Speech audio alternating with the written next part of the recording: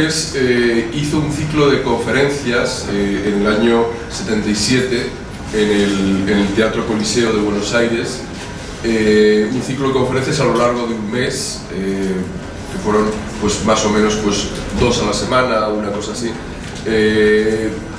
en las que analizaba cuáles eran los intereses máximos que había tenido como escritor y como persona, ¿no? Ya, algunos pues habían sido las 1001 noches, el tema árabe, por ejemplo, otros habían sido la Divina Comedia, que también es importantísimo dentro de su formación, que en definitiva lo que trata siempre es lo mismo. Lo que estamos hablando es un juego de, por ejemplo, las 1001 noches, son 1001 noches, pero que al llegar la última es un reflejo de la infinitud, ¿no? Porque como no se puede dar una imagen del infinito, se dice 1000, es como si fuera infinito más 1, ¿no? Es el infinito dándose a sí mismo la vuelta, ¿no? Es siempre estos temas del tiempo circular, etc. Entonces, todos estos temas son muy queridos a Borges. La Divina Comedia es lo mismo, es que para llegar al paraíso antes hace falta pasar por el infierno. Por eso es la Divina Comedia es cuando Dante va de la mano de Virgilio visitando primero el infierno, después el purgatorio y finalmente el paraíso. Estos son los temas más queridos de Borges, ¿no? Entre otros. Pero dentro de estas 7 conferencias que hace en el Teatro Coliseo de Buenos Aires, había 2 temas en concreto, que es de lo que yo voy a hablar, que es el sueño y por otra parte el budismo. Son 2 temas que aparentemente están, digamos, son diferentes, pero en definitiva yo creo que son lo mismo y por eso es mi ponencia de lo que trata. Estas conferencias, que fueron en el año 77, posteriormente en el 80 se reunieron en un libro y se publicaron como estas 7 conferencias, que creo que las llamó 7 noches o una cosa por el estilo. Bueno, unas de las obras más conocidas de él y de los que se ha hablado antes, que son ficciones, que son todos los cuentos estos de los que estamos en gran parte hablando, me voy a centrar en uno de ellos, que es Las ruinas circulares, que creo que es de una gran importancia, pero también hay otras como La noche de boca arriba, El traidor, El héroe, aparte de otros poemas, por ejemplo poemas como Descartes, El sueño de Coleridge y algunos otros, que habla del mismo tema, de la ilusión de la vida. Él estaba muy interesado por el budismo, como luego vamos a ver, pero conocía bien en general las religiones orientales, aunque quizá lo que más conocía era por la cábala también, que es otro de los temas que habló esas noches en el teatro. Conocía muy bien la religión judía, en la cábala, conocía la religión del Islam también, porque le había leído bastante, el Corán y las 1001 noches y otros libros que tienen que ver con el Islam, pero él conocía también bastante las religiones orientales de la India. Y el concepto digamos, de Maya, de la vida como ilusión, la vida como sueño, yo creo que eso le debió fascinar desde el principio. Él, por supuesto, era lector de Calderón de la Barca, La vida del sueño, es un gran lector del barroco, de toda la literatura barroca, y él todo eso lo conocía muy bien. Y esta idea de la existencia como sueño, que en algún sentido es un sueño, aunque tenga algún elemento de realidad, como evidentemente tiene que tener, a él le fascinó. Y yo creo que el sueño, si os habéis alguna vez detenido a pensar, dormimos 8 horas al día o 7 horas al día. Si una persona vive de media 70, 80, 90 años, ¿cómo se puede llegar? ¿Cuántos años de su vida ha vivido soñando? Yo he echado el cálculo y salen como 25 años de todos nosotros los que estamos aquí, 25 años de nuestra vida que estamos soñando. Eso no pensamos muy a menudo en ese asunto, pero creo que es de una gran importancia. Entonces, últimamente han hecho bastantes, en Estados Unidos sobre todo, han hecho bastantes en laboratorio, bastantes, digamos, experimentos de qué es lo que siente el organismo somático, o sea, el cuerpo, qué es lo que siente el cuerpo cuando uno siente cualquier cosa, que está bebiendo un vaso de agua, o está soñando que bebe un vaso de agua, o está con su novia, por ejemplo, o con su amigo, o comiendo, o nadando, o tomando el sol, y parece ser que internamente el organismo reacciona casi idénticamente, sea porque el estímulo es interior cerebral, o sea porque se lo traen los sentidos, porque realmente los sentidos todos desembocan en el cerebro y en definitiva el cuerpo lo siente de una forma parecida. La única diferencia entre el sueño y la vida diaria es el orden. En la vida diaria, en la vigilia, tiene un cierto orden, tiene una cierta lógica. Nos levantamos por la mañana, después vamos a la universidad, hacemos cualquier cosa, mientras que el sueño es un caos que luego hay que ordenar, porque no es tan caótico como descubrió el psicoanálisis y después Jung muy bien con todo el análisis simbólico de los sueños dentro de la psicología profunda. También tiene su lógica, los sueños tienen su lógica. Lo que quiero decir todo con esta larga introducción es que a Borges le fascinó este mundo, aunque quizá no lo racionalizara de esa manera, pero le fascinó este mundo de que la realidad que vivimos con los sentidos, con el cuerpo, tampoco es tan diferente de la realidad que soñamos por la noche o cualquier momento del día, pero cuando soñamos que estamos haciendo cualquier cosa. Y esto es lo que dio pues muchas de las ficciones de que el tema sea justamente el sueño o la vida o la existencia como sueño. Y de ahí pues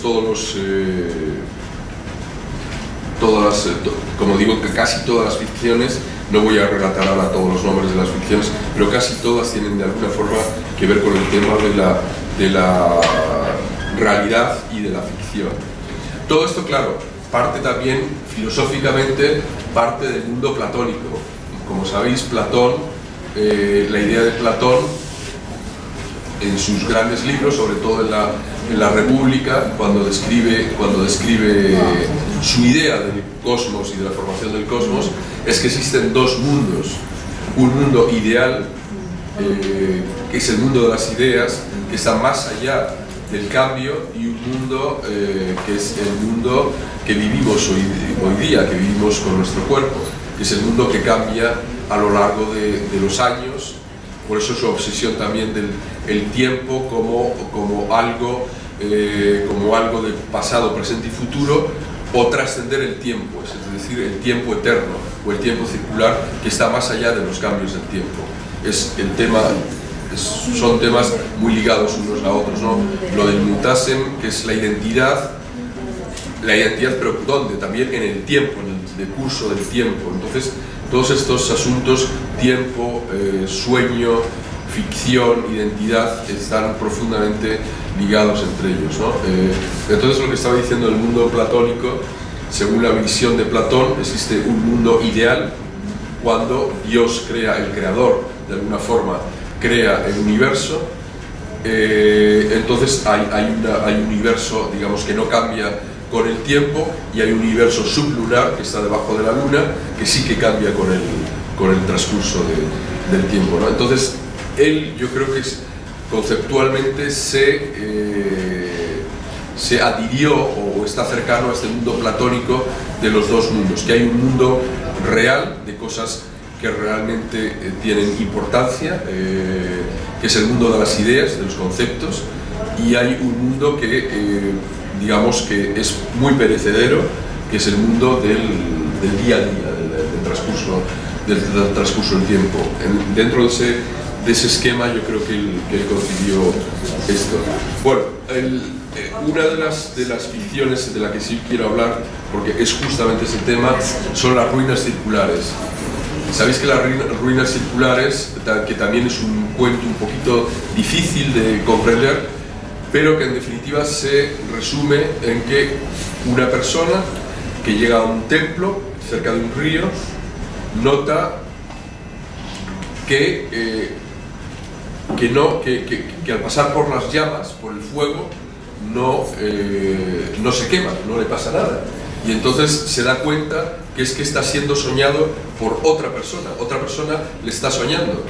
Pero a medida que va pasando el cuento la ficción, se da cuenta, quiero decir, el que lo está contando, da cuenta de que no hay un último soñador, sino que la persona que está ahí, el monje que está en este templo, lo sueña otro, pero ese otro a su vez lo sueña otro, y a su vez lo sueña otro, y no hay un último soñador. En eso tiene mucho que ver con la mitología también, la mitología hindú, que hay muchos cuentos dentro de la mitología hindú en el cual le preguntan al mismo Brahma, al mismo Shiva, en qué consiste la creación, cuál es el secreto último de la creación, y a la vez ellos hablan de un Dios que les ha creado a ellos, y si pudiera hablar de ese Dios que ha creado a Brahma, habría otro Dios anterior, es decir, que no hay un principio claro, no hay un principio absoluto. De ahí lo que hablábamos antes del vacío. La realidad, hasta cierto punto, está vacía y la vamos llenando de contenidos, de ecos, pero que tampoco sabemos muy bien de dónde vienen esos ecos, esas voces. Esos son temas muy cercanos a Borges, ¿no? Y yo creo que es interesante recordarlos. Sería infinito, tenía aquí muchas citas de sitios donde él revive o da cuenta de toda esta idea del mundo como ilusión. Por ejemplo, su interés en Berkeley, en el filósofo. Sabéis que había un filósofo, Berkeley, el que da el nombre a la Universidad de California, todo esto, que era un filósofo idealista, como todos los filósofos idealistas de la escuela de Kant, Hegel, etcétera, pues piensan que percibimos la realidad porque nosotros ponemos un esquema a esa realidad, ponemos un prejuicio o unas ideas a esa realidad, y en la medida en que digamos, queremos percibir la realidad de una forma, así la percibimos, según esas ideas preconcebidas. Es decir, que la realidad, como sabéis, pues un esquimal la vive de una forma muy distinta como la vive un bosquimano en África o en otro sitio, porque los esquemas mentales que tiene son distintos, ¿no? Son diferentes. Un esquimal tiene 20 palabras para el color blanco, por ejemplo, y nosotros tenemos un blanco, porque para nosotros el blanco es una realidad integrada en otra. Sin embargo, el esquimal tiene cientos de tipos de blancos dentro de la nieve, del hielo. Entonces, estos temas eran muy cercanos a él, de la realidad como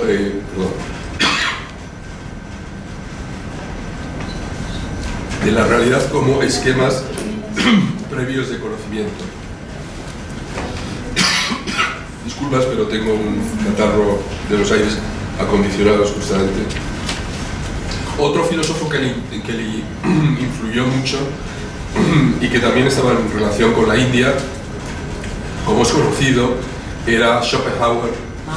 El mundo, el famoso libro de Schopenhauer, El mundo como voluntad y representación.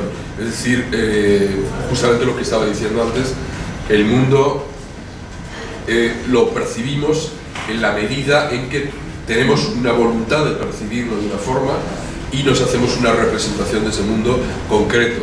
En Schopenhauer, para escribir este libro, le había interesado mucho el budismo, el hinduismo, y sabía perfectamente, digamos, todas estas ideas sobre la vida. No me voy a extender mucho más. Lo que sí quiero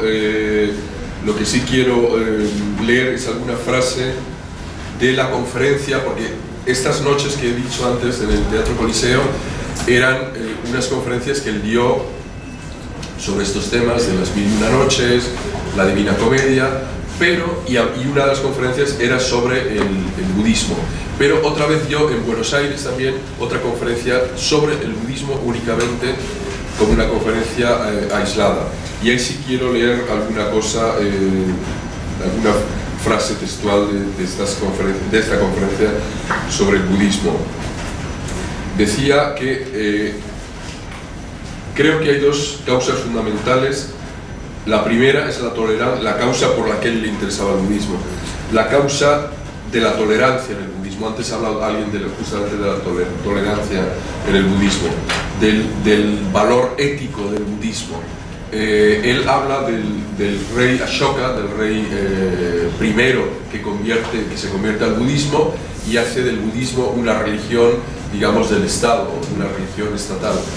Y habla, pues no voy a leer muchas porque ya conocéis perfectamente toda la historia de Ashoka, pero habla de que mientras que el cristianismo, el islam y otras religiones han tenido, incluso el hinduismo, han tenido luchas religiosas, proselitistas, y por ejemplo en Europa, para que hablar de las luchas de religión que fueron interminables, tanto en Inglaterra como en los Países Bajos, los españoles estuvimos metidos ahí durante generaciones enteras en luchas absurdas de religión. Sin embargo, el budismo nunca ha tenido una lucha de religión, porque no intenta convencer al otro. No hace falta creer en nada. Por ejemplo, hace poco, aquí está una persona que hace poco colaboró en una memoria que se hizo de Paniker, de Raimundo Paniker. No sé si sabéis quién era Raimundo Paniker, era un filósofo español, pero que vivió mucho tiempo en la India. Perdón. Sí. Pues Paniker muchas veces repetía que Paniker era un cura, había estudiado, él era cristiano y incluso era del Opus Dei, o sea, al principio. Él había estudiado para ser cura en el seminario, fue cura, pero vivió muchos años en la India. Y dijo algo así como que yo soy cristiano, y además un cura cristiano, he ido a la India, me he hecho hinduista y vuelvo a Europa y soy budista. O sea, esa transmigración de religiones, pero él quería decir con eso que uno puede ser cristiano, puede ser hinduista, puede ser lo que quiera, y al mismo tiempo puede ser budista. Sin embargo, no al contrario. Tú no puedes ser musulmán y ya por tanto se da por sentado que eres budista, no, en absoluto. Pero sí puedes ser musulmán y tener una cierta ética budista. Eso es diferente, ¿no? Es diferente. O sea, quiere decir, un budista no se va a convertir al islam, tiene su propia religión, pero sí puede uno, aunque estando dentro de un entorno cristiano o hinduista, tener esa ética de la no agresión, del respeto a los demás, el budista, que es básicamente, y sobre todo la gran aportación del budismo mahayana, sobre todo, que es la compasión con el otro, ¿no? Que eso no lo tiene tanto el budismo del Theravada, del Hinayana, pero el budismo mahayana sí tiene esta compasión con el otro, ¿no? Que es algo que tiene mucho también el cristianismo, el islam, del compadecerte con el otro, ¿qué es lo que quiere decir en griego? Que es el padecimiento hecho tuyo, compadecerte, o compasión, lo mismo, es la pasión del otro, el sufrir del otro, hacerlo tuyo, es la compasión. Eso el budismo lo tiene profundamente arraigado, sobre todo el budismo mahayana. En ese sentido, pues la conferencia de Borges, yo os animo, se encuentra en internet, con que pongáis conferencia al budismo Borges, os sale en Google perfectamente. Por eso me había preparado aquí para leeros, pero no, yo creo que no merece la pena, porque lo podéis encontrar en internet. Lo único que yo sí quería decir, por eso he unido estos dos capítulos del sueño, la existencia como sueño y el budismo, porque no los veo aislados, los veo como que uno es continuación de la otra. Es decir, somos hasta cierto punto dentro de nuestras culturas, ya sea la cultura que he nombrado antes, del maya, dentro de la cultura digamos hinduista, pero también en el budismo hay una cierta idea de la vida como ilusión, porque hay un cierto transmigrar del alma, aunque la visión del alma del budismo no es igual que el alma del hinduismo, pero sí hay un cierto transmigrar del alma hasta que alcanza la perfección. En el cristianismo, que no hay exactamente eso, pero hay la idea digamos, del purgatorio, en el cual las almas se purifican, se perfeccionan hasta que llegan a la pureza o a la perfección. Entonces el gran valor que tiene el budismo dentro de este contexto del mundo como ilusión que compartimos, como digo, casi todas las culturas de la Tierra, es que Buda es el gran despierto, es el primero que se hace consciente de esta realidad de la existencia como ilusión, aunque no sea 100% ilusión, pero en buena parte sabemos todos que tiene buena parte de ilusión, del relativismo, si queréis llamarlo relativismo, que la vida es hasta cierto punto relativa. A veces sufrimos mucho y ese sufrimiento descubrimos que en realidad ha sido un descubrimiento absoluto, lo preferimos a haber sido felices y no haber descubierto nada. Por ejemplo, había una famosa escritora francesa, Marguerite Yourcenar, que... Marguerite Yourcenar creo que fue, Marguerite Duras, que dijo algo así, que tuvo una existencia bastante azarosa, que nació en Cochinchina, tuvo una vida muy azarosa, y dijo: qué aburrido hubiera sido ser feliz, si hubiera sido feliz, si hubiese aburrido mucho. Entonces, quiero decirte que la vida es relativa. La vida, a veces, grandes sufrimientos nos acercan a grandes conocimientos, y en ese sentido todo es relativo. Pero lo que sí que no es relativo, y ya con eso termino, dentro de la visión de Borges y la visión del budista, por supuesto, es el despertarse, el darse cuenta de, digamos, de las cosas realmente valiosas de la existencia, no de lo pasajero o de lo que no tiene importancia en la existencia. El despertarse a la compasión, por ejemplo, lo que estábamos hablando de la compasión, del sufrimiento del otro, de las causas del sufrimiento. Por eso él da cuatro caminos para no sufrir. Esos 4 caminos para no sufrir, que influenciaron, por cierto, a muchos filósofos griegos. Había bastantes filósofos griegos que ya en época casi de Alejandro, cuando vinieron Alejandro Magno aquí a Grecia, como sabéis, vino con algunos escritores, con algunos filósofos, y ellos tuvieron conocimiento del budismo, y ya hay un concepto en griego que es tetrafármacon, que es el fármaco de 4 partes, hecho de 4 partes, que ya es un primer encuentro con Buda, con el budismo. Ya hay 2 o 3 filósofos griegos que ya comparten ese concepto del acercarse al conocimiento, del sufrimiento, e intentar aliviar ese sufrimiento, ¿no? Bueno, y con eso concluyo de estos 2 grupos, la ilusión y el despertar a la ilusión en el budismo. Y yo creo que con eso ya he dicho, aunque muy resumidamente, lo que quería decir. Bueno, muchas gracias.